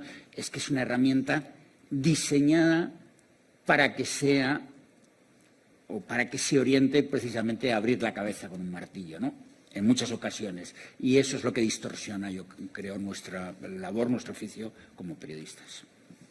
Pero, perdón que me meta. Venga, Nico. Pero, Fran, tus crónicas de Gaza fueron mucho más potentes gracias a las redes sociales. Sí, son una oportunidad brutal. Y las fotos de Emilio, por ejemplo, de algo que me tocó mucho, que fue el volcán de La Palma, tuvieron una trascendencia en los medios internacionales brutales, pero en las redes sociales generó una empatía con La Palma que a lo mejor no habría despertado en mucha gente que no visita El País o el New York Times. Entonces, por eso yo me agarro la oportunidad y quería poner otro ejemplo. Es el último premio Ortega y Gasset, a nuestro Miquel, ahí estará. Ha utilizado Instagram para hablar del hambre en Gaza, colgando lo poco que podían comer cada día la familia de un Fisher que conocemos casi todos, que hemos trabajado con él. Y fíjate cómo ha usado de manera brillante, inteligente, aguda las redes para concienciar de algo que a lo mejor hay parte de esa sociedad que está más en las redes y no en los medios convencionales, que está cansada de nuestros reportajes, de nuestro formato, nuestra forma de contarlo. Pero si te llega a través de las redes de esa manera atractiva y tal, te acabas siendo consciente de que en Gaza se pasa hambre y que las familias no tienen comida para llenar el plato, ¿no? Entonces, yo prefiero pensar, a pesar del algoritmo, porque el algoritmo no premia las crónicas de Frank y la vehemencia con la que él defendía los derechos, con la que él se posicionaba en contra de la matanza de niños, de civiles, etcétera, etcétera. El algoritmo no te premia, pero tu credibilidad, tu verdad, tu contenido, tu experiencia es lo que se premia y lo que hace que la gente lo vea. Entonces, aprovechemos la oportunidad y peleemos al algoritmo. Pues gracias. Acaba de citar a Miquel Ayestarán. Dentro de una semana estará aquí en Segovia a presentar su libro sobre Gaza. Gracias también a Eugenio García Gascón, que nos lo va a traer y va a presentar con él en el Palacio de Quintanar. Como decía, es tiempo para vosotros, para ustedes, para que hagáis las preguntas a nuestros finalistas o a Fran sobre periodismo o sobre lo que os parezca. Adelante. ¿Quién tiene la primera?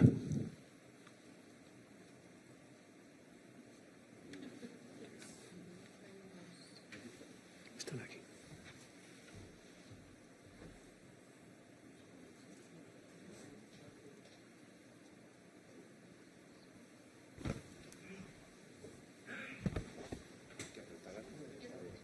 Gracias. Hola, buenas tardes. Bueno, gracias por todas las aportaciones que habéis hecho. Y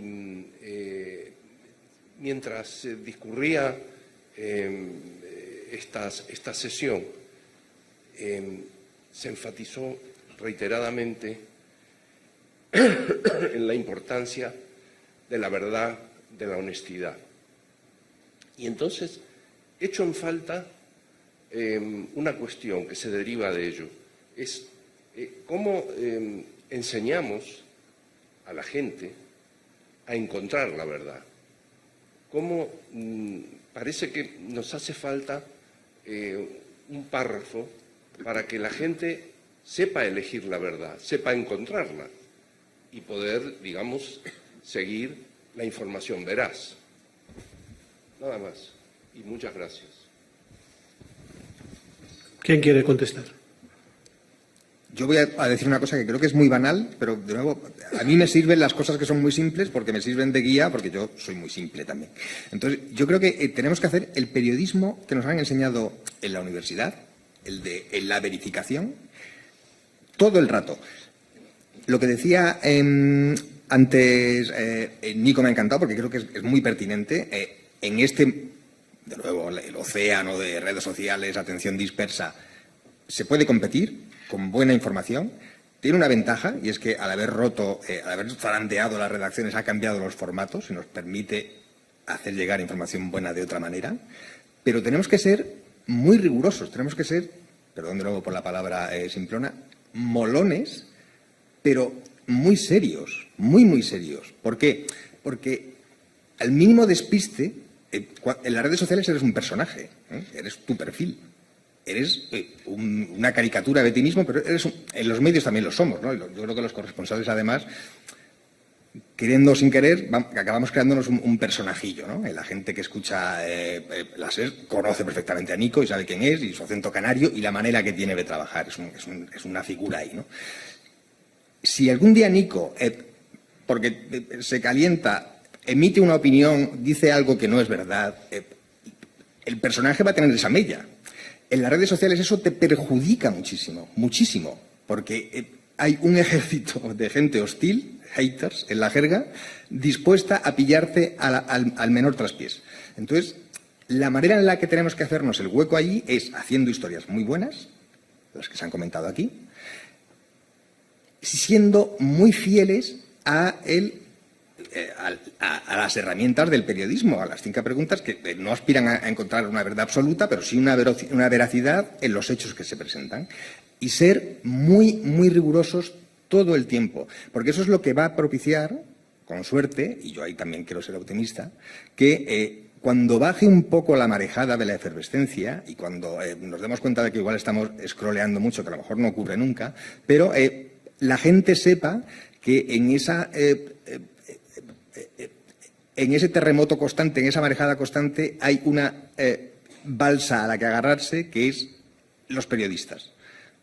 Que en el momento de confusión máxima, este tipo, me caerá mejor o peor, pero lo que me está diciendo lo ha contrastado. Y entonces ahí es donde yo creo que podemos tener una oportunidad y que es lo que tenemos que hacer. O sea, las herramientas del periodismo, que es dar información verificada. Yo voy a intentar aportar algo, porque a mí me interesa también un poco esa búsqueda, ¿eh? Y claro, bueno, es una pregunta muy retórica, ¿no? ¿Dónde está la verdad? Yo creo que o sea, esto que llaman el pseudoperiodismo ahora, ¿no? Que de alguna manera vale todo, ¿no? Es delicado, es un tema que nos va a llevar mucho tiempo, pero yo especificaría, intentando mirar algo que se ha hablado aquí antes, cuando estaban presentando todo esto, Kapuscinski, las fuentes, de dónde viene esto, ¿no? O sea, cuando yo lo hago como ejercicio, que es que llega una alerta y quiero saber de dónde viene la alerta, ¿no? Para definir si es un bulo o es algo veraz, ¿no?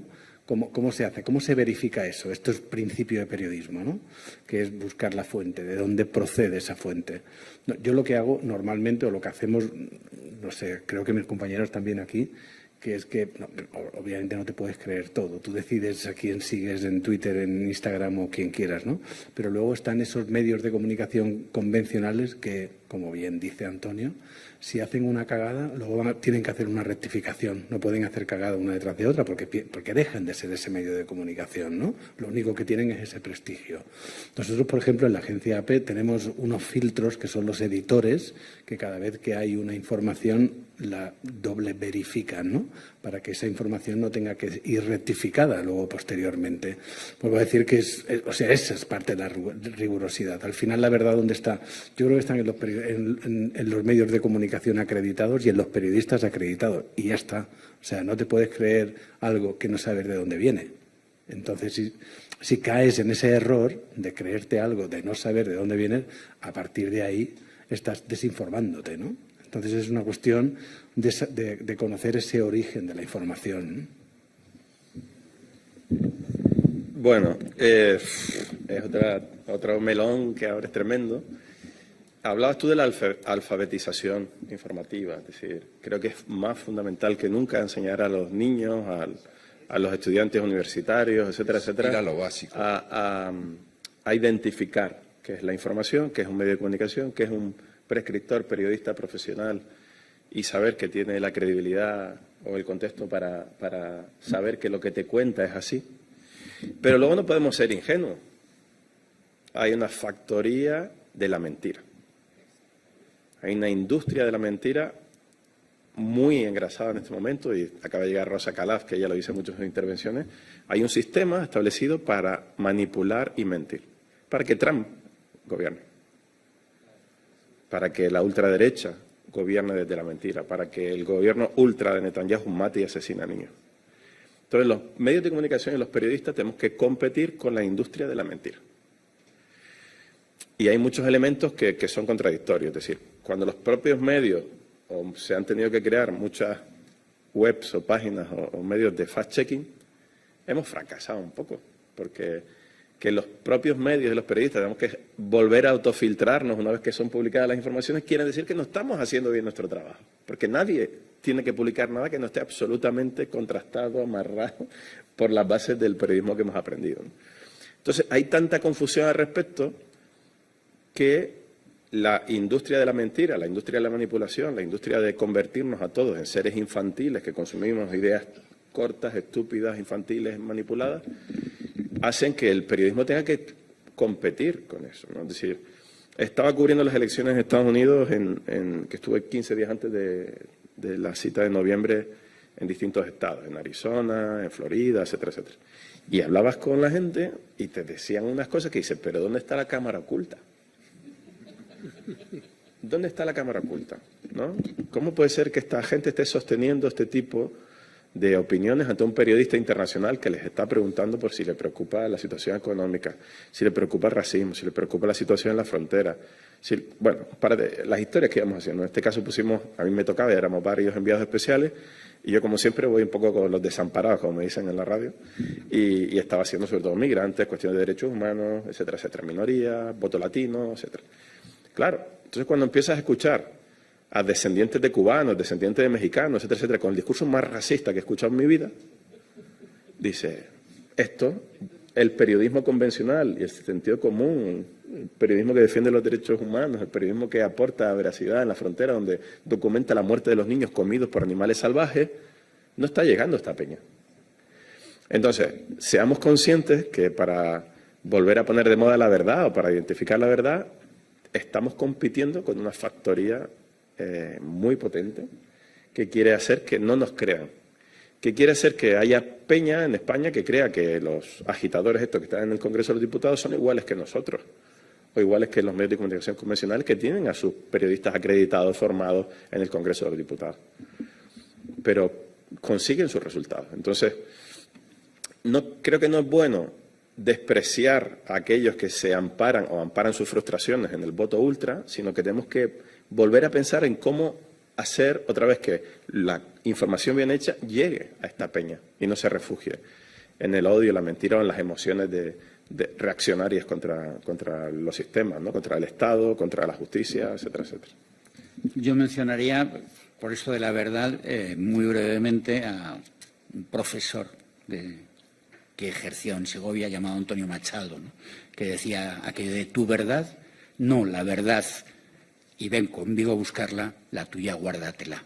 Ese es el trabajo que tenemos que hacer. Bueno, muchas gracias a los cuatro. Acaba de llegar hace unos minutos Rosa María Calaf. Sé que está enfadada porque tenía que haber llegado para la presentación del libro. La convencimos, la hemos forzado un poco para que viniera y el servicio ferroviario ha vuelto a fallar. Bueno, está aquí, la ha mencionado Nicolás, y además ella es un referente de esto que estamos hablando. Le voy a dar la palabra, aunque sé que es un poco un atraco, pero Rosa, bienvenida a lo primero y adelante. Hola. Bueno. Hola, buenas noches. Muchísimas gracias. Voy a tratar de contener la rabia, o sea, porque ha sido, en fin, el ave, ¿no? El ave que nunca fallaba, bueno, pues siempre falla últimamente. No, lo siento muchísimo. Y siento sobre todo haberme perdido la posibilidad de escucharos, ¿no? Aunque afortunadamente, como coincidimos bastante, bueno, sobre todo con Nico y con Fran, o sea, contigo un poco menos, pero la verdad que, bueno, lo último que he escuchado, pues nada más que suscribirlo. O sea, realmente lo que hay que conseguir, y estamos en ello, pero no es nada fácil, es que efectivamente la ciudadanía se dé cuenta de que verdaderamente tiene que tener una posición muy activa, ¿no? También a la hora de ver qué tipo de información consume, pero eso, lógicamente, significa tener... He oído la palabra alfabetización, ¿no? O sea, que ya lo habéis dicho, y yo esto llevo años también diciéndolo, porque nadie nacemos enseñado, o sea que realmente tenemos que aprender el lenguaje de los medios, ¿no? Y saber que efectivamente que en este momento hay una campaña, bueno, no en este momento, llevamos ya mucho tiempo, y todo eso nace en los años 90 y vamos, nace y se empieza a estructurar, ¿no? O sea, como una voluntad de ir minando el sentido crítico, etcétera. Y en la época en la que yo estaba en Estados Unidos, con la reelección del presidente Reagan, o sea, ahí nacen ya lo que se llamaban los spin doctors, que son los creadores de relatos, ¿no? Y en el debate de Reagan con Mondale, que era el opositor, cuando terminó el debate aparecieron unas personas, hay unos señores, que nos contaban lo que acabábamos de oír. Y nos empezó a parecer raro, pero bueno, en ese momento, pues lógicamente no interpretas qué es lo que está pasando, ¿no? Luego ya con el tiempo, y por no alargarme, pues vas empezando a ver cómo se están produciendo una serie de actuaciones que a lo que van claramente, y después ya se certifica con el tiempo, es a destruir, ¿no? Realmente la información rigurosa, independiente, etcétera, ¿no? Y bueno, y se va, nosotros en aquel momento, ni nosotros ni nadie, el común de los mortales, no sabíamos que lo que estaba pasando ya, la investigación con el tema de Internet, etcétera, pero quienes sí lo sabían, pues sabían que iban a poder prescindir de los dictadores porque ya no iba a hacer falta que fueran los dictadores al estilo clásico, porque se iba a poder contar con la mente y las almas de las personas que iban a ser captadas, y que por tanto pues ya se iba a pedir aquello que precisamente se quería imponer, o sea, con lo cual ya no iba a hacer falta que hubiera un dictador, ¿no? Y entonces, ¿qué es lo que estamos viendo? Pues lo que está ocurriendo ya ahora, y ha ocurrido ya en los años precedentes, ¿no? Esos líderes tremendamente antidemocráticos, autoritarios, etcétera, que llegan al poder por las urnas, es decir, valiéndose de los instrumentos democráticos para inmediatamente empezar a legislar contra los objetivos y los principios democráticos, ¿no? Y entonces tener una legitimidad por las urnas y luego después una legitimidad por una legislación que ha sido aprobada, o sea, pues efectivamente, tal como debe ser, porque se consigue que los parlamentos, etcétera, tengan un sesgo absolutamente favorable a este tipo de discursos, ¿no? Y entonces todo eso, si lo acompañamos de que efectivamente se han hecho cosas mal, y muchas cosas mal, o sea, y que hay un caldo de cultivo de malestar y de disgusto en la sociedad, porque efectivamente la democracia pues, se ha ido vaciando de contenido y no ha sido capaz, ¿no?, de realmente responder a esa defensa de que ahora, Nico, ya hablas siempre, ¿no?, de los derechos de la ciudadanía y el bienestar que se había conseguido, el contrato social que se había firmado después de la segunda, explícitamente e implícitamente después de la Segunda Guerra Mundial, y entonces estamos en este caos que tenemos ahora, y claro, cuando a eso le sumas una herramienta tan magnífica, ¿no?, como es bueno, pues el desarrollo, ¿no?, de la tecnología, y bueno, ya no digamos ahora lo que va a ser la inteligencia, ¿no?, la inteligencia artificial, pues crea una indefensión tremenda, ¿no?, en la ciudadanía, porque evidentemente se convence de que sabes mucho,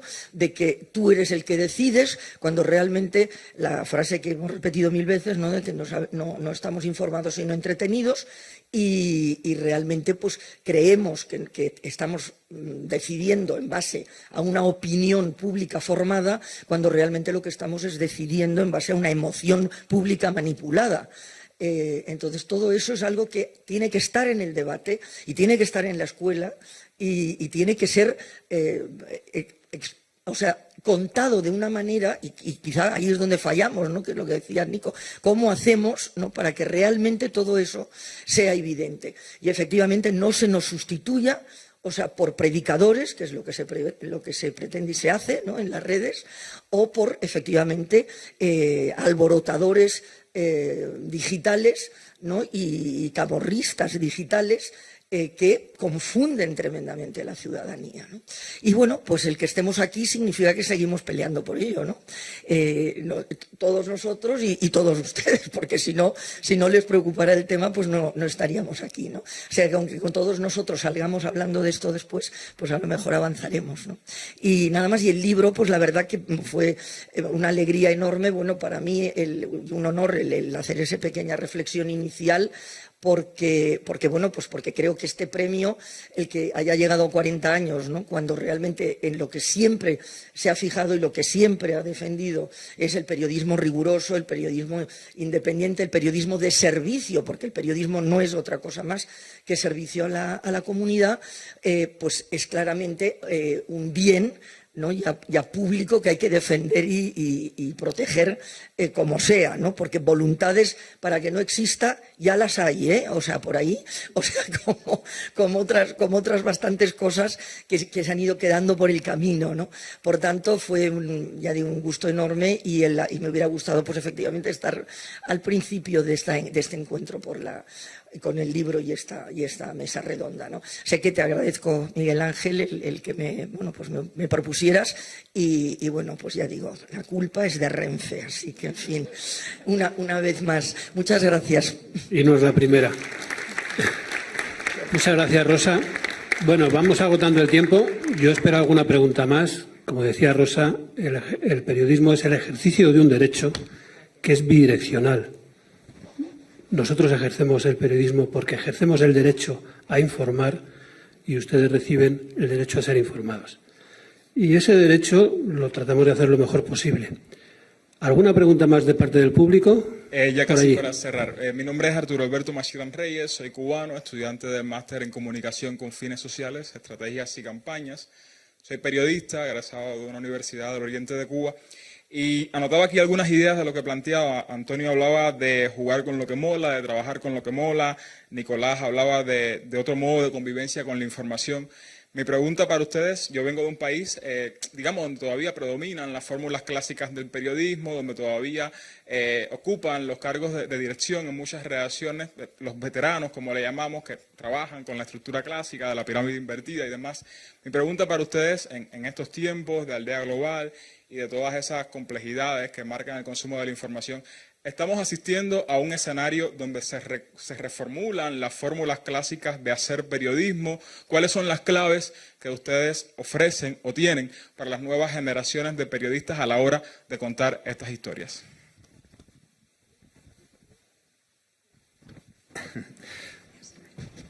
Me encantaría tener las claves, ¿no? Porque creo que costaría mucho dinero. Pero si yo aplico lo que me ha funcionado a mí modestamente y lo que a mí me atrae, ¿no? Yo creo que en el universo de las redes tienes que ser, siempre ha sido así, o sea, no estamos inventando el titular, pero tienes que ser muy bueno al principio, tienes que jugar. Si quieres contar algo complejo y retener la atención, tienes que hacerlo en el primer golpe. Y en la competencia absoluta de las redes tienes que encontrar el gancho para, en el lenguaje de las redes, atrapar. Y el lenguaje de las redes no es el del periodismo convencional. A ver, si tú tienes la noticia Trump ha muerto, evidentemente ese titular es imbatible. Pero para contar, incluso habrá quien pensará que es una gran noticia, pero si lo que quieres es contar algo mucho más sutil, por qué la gente ha votado a Trump, o por ir a mi terreno, por qué la gente está votando a Le Pen. Me sabe mal citarme a mí mismo, pero, por ejemplo, yo me fui a buscar las historias laterales, ¿no? Entonces, yo me fui a un pueblo en el que había una gran polémica porque una iglesia que estaba abandonada había caído en manos de una comunidad tradicionalista, los católicos tradicionalistas, que dan las misas en latín, y que en Francia están viviendo, a pesar de ser una república laica, un revival muy llamativo y que tiene que ver, es lo que acabé descubriendo, con las dudas de identidad que tiene Francia, la necesidad que tiene de resituarse en el panorama global y que al final lateralmente te podía explicar por qué estaba renaciendo también el voto de extrema derecha. Entonces, si te ibas a esa historia, una iglesia en la que unos monjes dan misa en latín y eso ha enfurecido a los vecinos porque ya no pueden ir a escuchar su misa en francés, es una historia que de repente te descoloca y te puede agarrar y te puede llevar a que acabes explicando cosas más complejas, ¿no? Entonces yo creo que tienes que ser muy bueno con una historia muy propia, muy particular, que rompa el carril continuo de noticias estándar y que consiga atrapar la atención y a partir de ahí, si lo haces bien, si tienes suerte, puedes explicarlo todo. Yo igual, si tuviera la fórmula, Antonio, nos forrábamos ahí. Voy a repetirme. Si no tienes una buena historia, da igual el canal donde lo vayas a distribuir. Y si la historia es mediocre, lo puedes pintar muy bien en las redes sociales, en TikTok, que no va a llegar, no va a tener trascendencia, no va a quedar, no va a haber pozo, no va a haber información, no va a haber idea. Obviamente, en tu país tienes mucho más complicado ser un periodismo atractivo, un periodismo libre, un periodismo plural. Pero nosotros, al final, cuando trabajamos en el terreno, etcétera, etcétera, hay que currárselo. No es tanto el maquillaje de la información, sino el muñeco de la información. ¿Quién? ¿Cómo? ¿Por qué? ¿Por qué esta historia? ¿Por qué poner el foco como nosotros hacíamos en los desplazados en determinado momento? ¿Por qué íbamos a ver a señoras mayores que se quedaban en la guerra postradas en una cama y que no podían elegir huir de Ucrania? No podían ser refugiadas ni desplazadas internas porque estaban postradas en una cama y no se podían mover. Necesitaban que los vecinos le dieran su medicación. ¿Por qué elegimos poner el foco cada día en un perfil de población que padece una guerra, ¿no? Como las crónicas que hacía Fran en el frente, la gente que se queda viviendo en el frente a pesar de que saben que le pueden volar la cabeza? Entonces tienes que trabajártelo con los equipos que tenemos, a veces, casi siempre, ¿no? Freelance, compañeros en el terreno, cuando vamos a los sitios que son los que saben realmente y conocen la información, son tus ojos, tu guía, preguntarle. Nosotros no fuimos aquel día al puente de Irpin por ciencia infusa, fue entre otras cosas porque el equipo de AP y los periodistas locales de AP y los colaboradores estaban informados perfectamente de lo que estaba pasando porque estaban saliendo. Entonces, todo ese trabajo previo es lo que te va a dar la posibilidad de contar una historia. Y con el tiempo, tú vas a tener también tu olfato y vas a ver qué crees que puede ser interesante sobre lo que está pasando en determinada situación para contarlo. Yo, por ejemplo, llevo muchos años contando el movimiento forzoso de la gente, ¿no? Yo no pensé hace 25 años cuando empecé a trabajar que íbamos a estar en el nivel de racismo, de xenofobia que tenemos hoy. He visto que las fórmulas aquellas que siempre vociferamos de buscar una historia en concreta, ponerle nombre y apellido, no hablar de cifras, tampoco funciona ya. Para que mucha gente siga pensando que los migrantes realmente son los problemas, o el problema de nuestra convivencia, nuestra sociedad, de nuestro Estado de Derecho, nuestra economía, etcétera, etcétera, ¿no? Pero sigo militando la idea de que una buena historia de una persona que ha cruzado una frontera de manera forzosa, explicando los motivos, explicando quién es, contextualizando las cifras, va a ser mucho más potente que estar plantado en las redacciones, como hay muchos compañeros y compañeras anclados, postrados en las redacciones. Hoy se hace mucho periodismo teledirigido. El cortapeguismo es un mal de las redacciones malísimo. Se intenta usar el SEO, ¿cómo funciona? El titular hay que meterle no sé qué palabra. Yo nunca he hecho eso y la verdad que nunca lo voy a hacer. Igual no tengo remedio ya a esta edad. Pero al fin y al cabo, seleccionar bien la historia, documentarte bien, tirar del olfato, si al principio no lo tienes, de los compañeros. Yo me enganché a los que saben y me he ido con ellos y he tenido la fortuna y sigo teniendo la fortuna de aprender de los mejores. Entonces no hay una fórmula mágica, pero hay que currárselo y hay que estudiar, como dice Fran. Currar, picar piedras, estar en el sitio, moverte, buscar. Dormir poco cuando estás en esos sitios. Porque a nadie nos van a llamar al hotel en el que estamos en Kiev o tengo una historia, vente a tal pueblo a buscarla, hay que buscarla. Entonces, no hay fórmula mágica. Ponte a currar y verás que las encontrarás. Y terminamos luego con una intervención breve de Salvo. ¿Tienes alguna pregunta rápida? A mí siempre me toca hablar el último y yo suscribo todo lo que dicen mis compañeros. Entonces, yo también me repito más que el ajo, ¿no? Porque claro, después de Nico, ¿qué voy a decir? O sea, ¿habéis visto la foto esa que aparece ahí? Solamente le falta bótame, ¿eh? Bueno, no, pero hay una cosa sí que creo que puedo aportar de alguna manera. A mí me ha ido muy bien arriesgar fotográficamente hablando. Te quiero decir, cuento una anécdota, intento hacerlo muy rápidamente. Yo gané un premio, mi primer premio fue en el año 92 en una plaza de toros. Estábamos en un burladero, había 7 fotógrafos, todos teníamos el mismo ángulo, un torero muriendo en ese momento. Mi foto es mejor que la de los 6 colegas. Es un bochorno, pero fue así. ¿Qué marca la diferencia? Pues marca la diferencia que yo aposté con una lente más larga que la del resto de mis compañeros. Me la jugué. Esa lente larga da más detalle de lo que está pasando, pero se puede el torero salir de plano. Me la jugué. Podría haber salido un desastre, pero me salió la mejor foto. Yo sabía que me la estaba jugando. Es decir, el riesgo de apostar también por hacer una buena imagen, un buen ángulo, algo que no tiene nadie, marcar una diferencia, colocar un sello de identidad en tu fotografía desde un punto de vista visual, eso marca diferencias también. Nico, al que yo sigo en la radio y ya lo identifico nada más que va a entrar en antena, y esas historias que cuenta de Ucrania son historias que a mí no se me olvidan, no son historias convencionales, son darle voz a alguien que es curioso de escuchar. Es lo que dice el picar piedra, ¿no?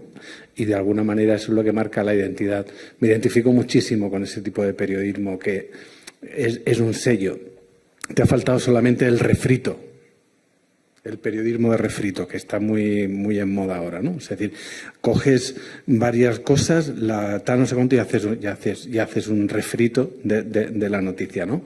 Bueno, eso no vale para nada, no vamos a ningún sitio así. Para rellenar sí, pero para los nuevos valores como tú, que creo que eres un tío espabilado, no es ningún ingrediente, ¿no? Son esos, Pasa que el sello cuesta muchos años marcarlo, este es el problema, y hay que picar piedra, y esto es lo duro. ¿Cómo sobrevives durante el tiempo en el que estás construyendo ese sello? Probablemente tendrás que financiarte por otras vías, y eso lo hemos hecho mucha gente. Lo ha hecho Gervasio, lo ha hecho muchos colaboradores que de alguna manera hasta marcarse quiénes son ahora han tenido que alternar el periodismo con otras fuentes de financiación, ¿no? Pues gracias, Emilio. ¿Alguna pregunta por aquí? Rápido, por favor. Bueno, rápida la respuesta también, porque andamos ya, ¿verdad, Agustín? Justitos. Que, bueno, me puede responder el que quiera. Bueno, yo soy estudiante de enfermería, no estudio periodismo, pero me parece muy interesante todas las intervenciones. Me gustaría preguntaros acerca de, bueno, en YouTube yo sigo a algunos canales que hacen, digamos, son corresponsales o nos cuentan historias de otros países. Por ejemplo, hace no mucho ha habido un chico que ha estado en Ucrania, narrándonos de primera mano, ha estado en el frente, viendo el problema de Ucrania, en las trincheras, lo de los drones. Me gustaría qué opinión tenéis acerca de estos nuevos jóvenes que hacen este tipo de periodismo en redes sociales exclusivamente. ¿Creéis que es un periodismo veraz, de calidad, o es un poco de intrusismo profesional? Gracias.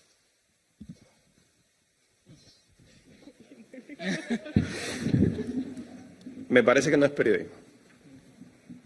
Si quieres te lo hago corto o largo. No, ha dicho corto, así que corto. No es periodismo. No, respeto a los chicos y chicas que buscan su forma de contar las cosas, pero el estar en un sitio, grabarte, hacer un vídeo más o menos efectista, no es periodismo. Periodismo es tener contexto, contar la información después de tener un conocimiento y no es yo estoy allí. La noticia es que tú estés allí es una chorrada, es un poco el infoentretenimiento del que hablaba Rosa o Fran, o que puso de moda la CNN, ¿no? Está pasando, lo estás viendo porque tengo un muñeco de la CNN ahí, ¿no? Eso no es la historia, estar ahí. La historia es contar bien lo que está pasando ahí. Y creo que eso lo siguen contando bien los y las periodistas formadas y en los medios que tienen el contexto, los editores, etcétera, etcétera, para que el mensaje que te llegue sea sólido, informativamente hablando. Lo otro es infoentretenimiento para mí. Pero, claro, o sea, hay que marcar la diferencia entre periodismo y evidencias, ¿no? O sea, la evidencia es que te pille una situación que tú estabas ahí, haces una imagen, ¿no? Y la vendes, te la compran y ya te crees que eso es la hostia. Eso es una cuestión de casualidad y estar vendiendo una evidencia, ¿no? Que es lo que suele ocurrir cuando hay alguien que va a Ucrania, se encuentra un momento que le ha cogido, ¿no? Ya, un momento, una explosión, un tal, hace una serie de fotos y la vende, ¿no? Y entonces se pretende perpetuarse gracias a esa suerte que ha tenido, ¿no? Eso es muy complicado, aunque hay algunas personas que aprovechan el tirón, ¿no? Y a partir de ahí empiezan con una estela, que es una manera muy interesante de comenzar, por cierto. Pero lo que dice Nico, o sea, una cosa es la suerte que tú puedas tener presenciando un momento y siendo un testigo visual, un testigo ocular, y otra cosa es demostrar que eres un buen periodista porque sabes perfectamente cómo funciona la profesión, ¿no? Muchas gracias. Antonio, no sé si quieres aportar algo más.